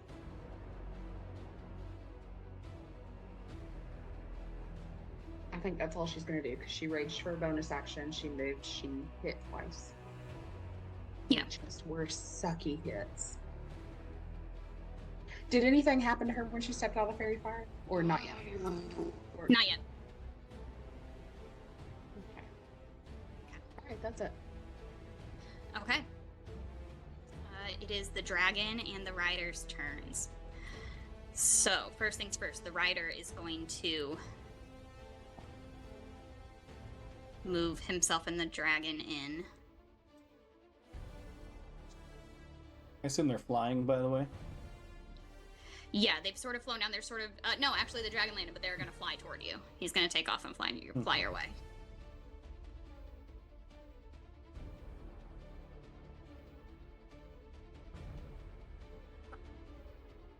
And you all can see it stops just outside of those rings of... that ring of fairy lights. It just hovers. And the rider is going to... attempt something.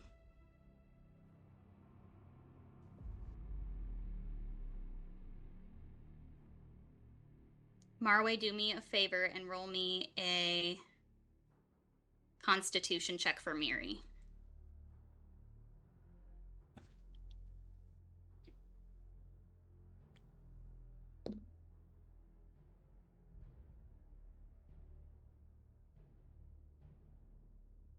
$16. Okay.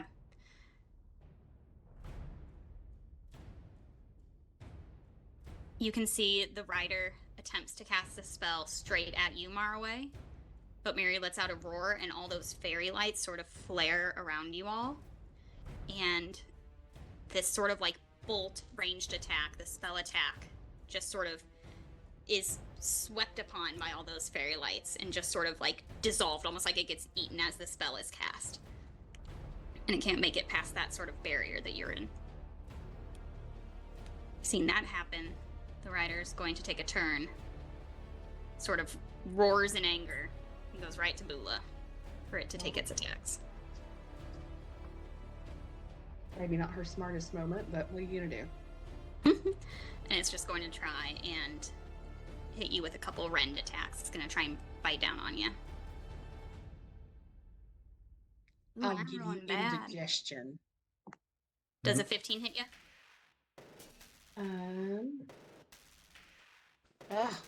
Beats it, then yes. Beats it. Okay. If it's biting me, that'd be considered piercing, right? Yes. Slashing, actually. Same difference. It's Yep. still Yep. half. So that was Right. 15, so you're going to half it to 7 for slashing. And then it also does a little bit of necrotic damage to you, but only 3 points of necrotic. Okay. As she gets damaged,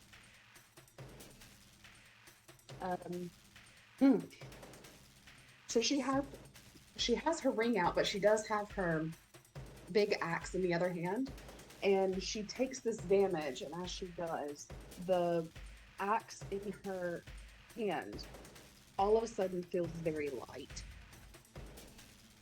And that's it. Okay, interesting. It's going to do a couple more. It has a multi-attack there. The next one was a 13 to hit, so I believe that's a miss. Miss, yeah. And the third, that's only a 12 to hit. That was a 3 and a 2 on that. Rough. Okay, you're just dodging at these claws and teeth as it tries to get you. And again, it roars in defiance. You can see the glowing eyes underneath the very dark metal visor over the rider. And that's it for them. So next up is Seraphina. Is the rider and this dragon, are they flying mid-air? They landed to try and take those attacks on Bula. Okay, I see. Seraphina is going to target them with sleep. It is a 5-foot radius sphere. This is like a huge thing. Can I like Can I just capture both their heads in a 5-foot radius sphere or no? I think you need to go for one or the other. I'm gonna go dragon. I don't know. I'm gonna choose a dragon. Yeah. Okay. Maybe that was a bad choice. Okay. All right. I'm gonna go dragon.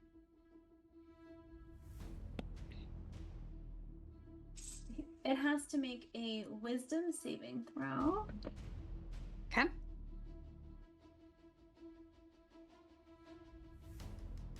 That is a 24. No, sorry, 22. Oh my gosh, dragon. I chose the wrong one. Yeah, I guess that didn't work. Anything else you want to try? Seraphina checks her hands. See what's going on. All right, that's the end of her turn. Okay. She's embarrassed. Okay, Killian. Alright. Being Bula, head out there. Killian's gonna have Casimir, and I assume Seraphina's probably got off him. Casimir's going to run up towards me. He just walks up and just like shoves her off the horse's back. And then I'll hop on top of Casimir, and we're gonna ride out and attack from a little bit of a distance here. This guy, dragon dude. Well, I guess the dragon itself specifically. Got it. All right. And he will use his divine energy to imbue the whip, and he gonna attack. 18 on the die plus 12, so I hope that hits. That hits. That hits. All right. Good. Okay, and that's gonna be 9 radiant damage. Nice. Alright, so 20. On. Okay. And I'll take a second attack against it. Oh, that's a nat 1. Yeah. Well, That's a not hard miss. okay, and then I'm gonna have so Casimir will use his action to a dash, and we gonna go right back in this fairy business. We'll hit and run, and Okay. Cool. that is it. Okay, it is the wolf's turn. It is going to come prowling over to Bula, fangs bared.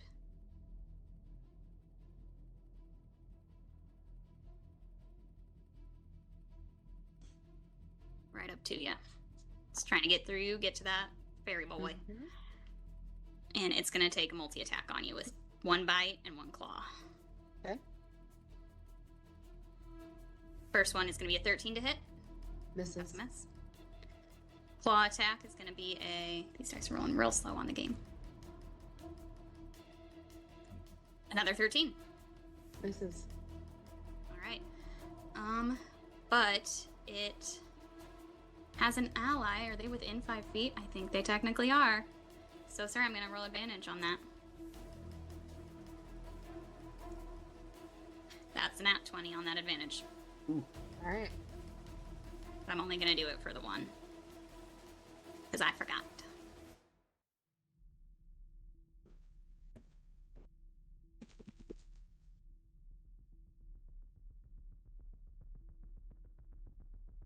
Okay, that's 12 piercing damage. So 6. Mm-hmm. Okay. But I need you to make a strength saving throw. Okay.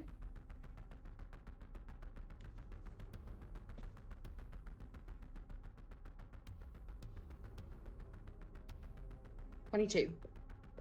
22. Okay, you pass it. You are not knocked prone. He tried to bite your leg and pull it out from under you to make you fall, but you keep your footing. She just like pats her thighs and she says, "Not with these ham hocks." Okay, amazing. Okay, Eidos, that's she you. did. Sorry, go ahead. She did take damage though, so Yes. All right.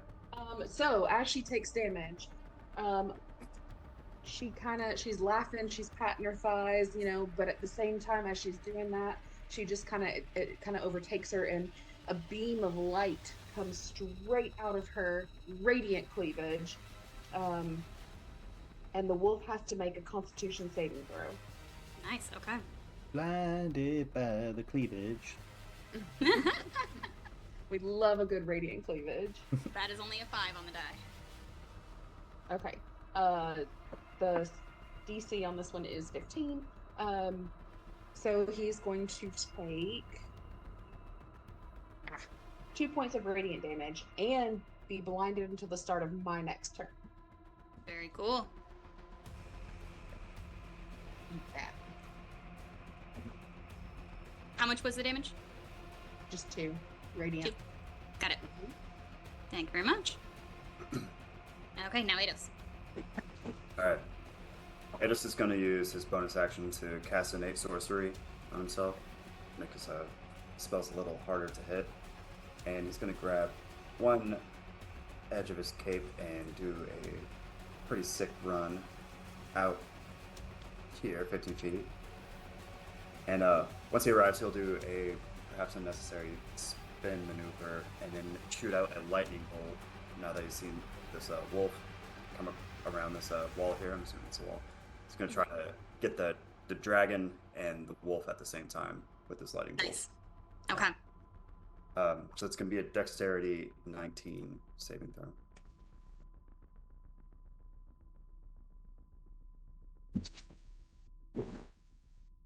DC 19. Yes. Okay. And I think I'm going to let you do it to all 3 of them because they're lined up. Okay. Okay, for the dragon, it's going to be what kind of, it was a wisdom save? Dexterity. Dex save. Okay. For the dragon, that's a 22. Okay. That passes. There'll be half. For the rider, that is a 16. Fails. That'll be full. And for the wolf,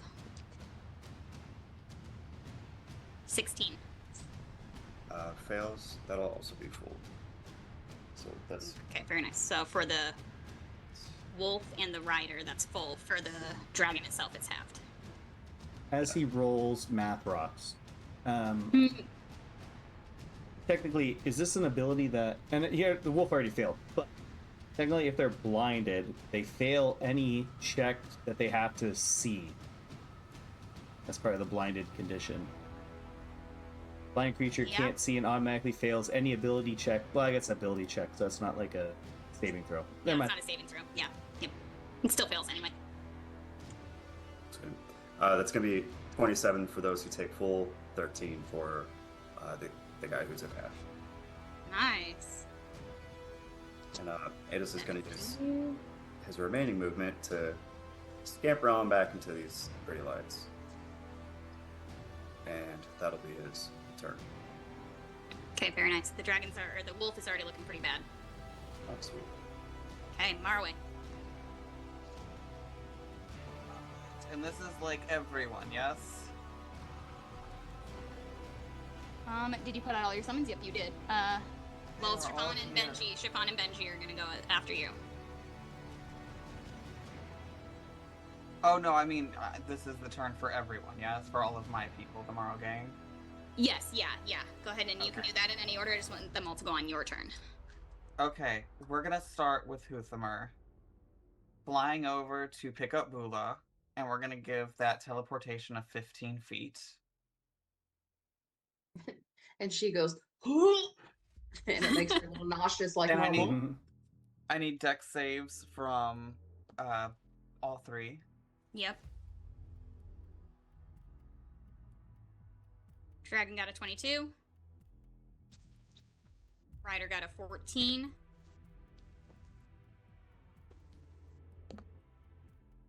And the wolf got a 17. Just the rider will take 6 lightning damage. Nice. Never a bad thing. Just plugging away. Yeah. Let's see, Bastion, we're gonna have run up. Start getting into a defensive position. Same with Siege. We'll start getting Hearth moved all the way around. And I think for Miri, we're gonna do some dragon on dragon violence. As we should. And I need a dexterity saving throw from all 3 of them.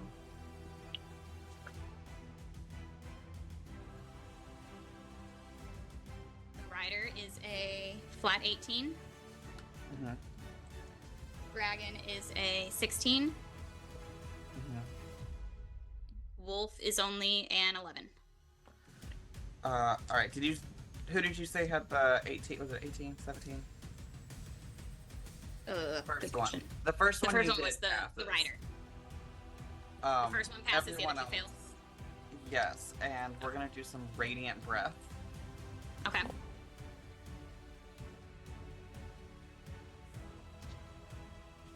And that's gonna be 12 radiant damage to the 2 that failed and 6 to the 1 that succeeded.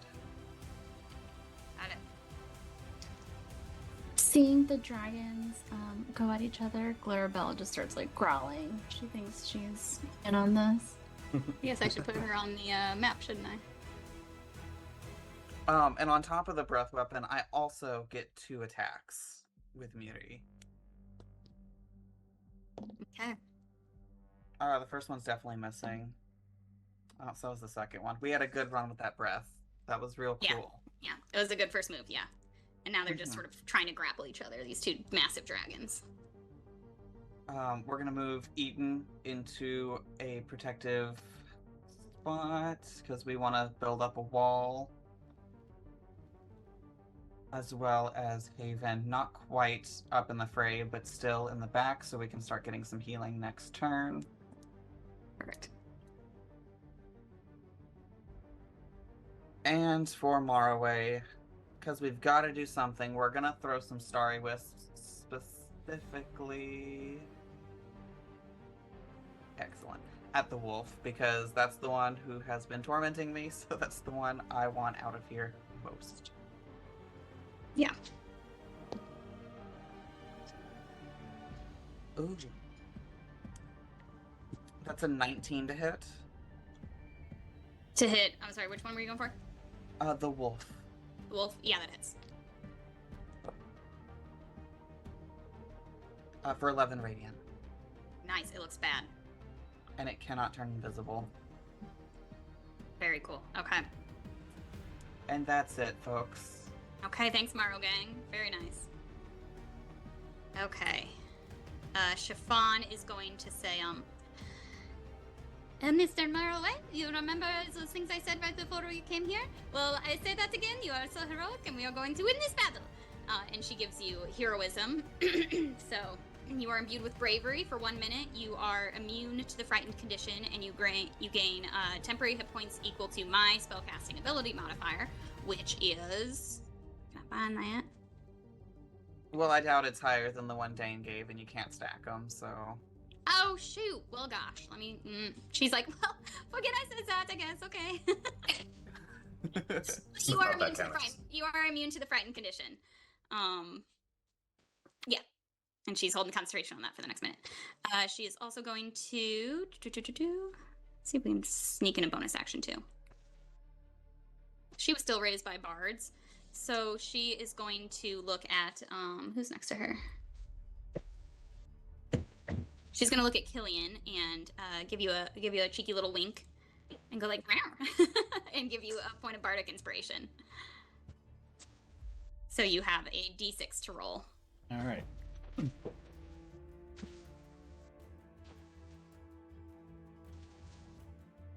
Okay, and that's it for her. Now let's go to Benji. Benji is gonna get a little silly. He's gonna use a wild shape, because why not? He's in the Fey realm. He's feeling spicy. So he is going to... Actually, no, we're gonna save that. We're just gonna pop off some spells. He knows the bigger fight is coming. He is going to try and...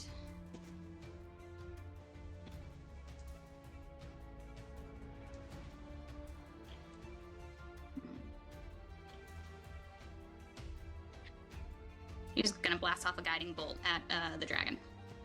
Or actually, he'll aim for the rider.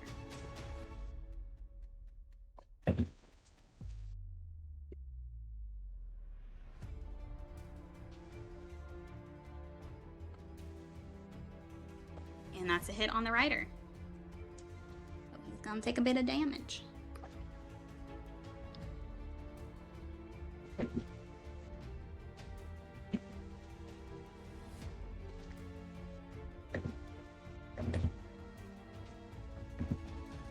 Okay, he's gonna do 21 points of damage on that rider.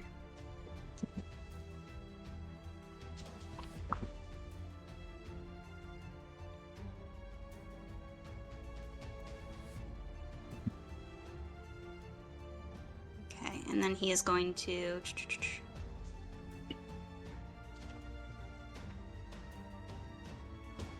He's going to take on his starry form of the archer with his bonus action for him to use next time. Okay, coming back around to the top of the order. Actually, you know what? This is a good point. We're in the middle of battle. That's where we're going to call it for tonight. I know, I'm so mean. I don't want to kill these guys. We run around in. I'm not gonna let you. I'm gonna fight you. I'm going to carry the grudge the whole week. Yep. Gotta plan your next moves. All right, the dragons are grappling. The wolf is blinded. You all are in a bit of a sanctuary kind of spot within sanctuary. Marway is nervous. What's gonna happen? I'm nervous. So everybody, thank you all for watching. Thank you all for playing. I love you all. Stay safe. Come on back here next week. We play on Mondays at 7 Central, 8 Eastern.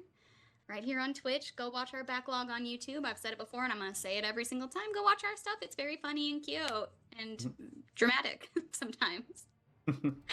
So hit us back up next week to see if these guys can fend off the dragon and the wolf and the rider. Thank you all. Have a good week. Bye-bye.